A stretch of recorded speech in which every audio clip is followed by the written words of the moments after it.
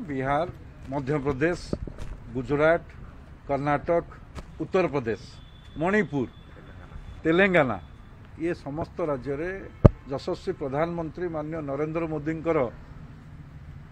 जो जुगान्तकारी कार्यक्रम से गरीब कल्याण योजना हो, आत्मनिर्भर भारत वर्ष योजना हो, से कृषि बिल हो, ये समस्त कार्यक्रम को ये भोट माध्यम जनसाधारण ताकू स्वीकृति प्रदान करिसेंती।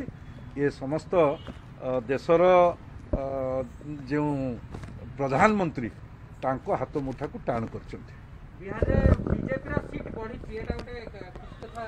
निश्चित रूपे बिहार रे जो भली भाव रे निर्वाचन परे परे निर्वाचन पर दिनठू जो भली भाव रे एग्जिट पोल रो कथा हो, जो भली राजनैतिक पाणीपाग देखुथिबा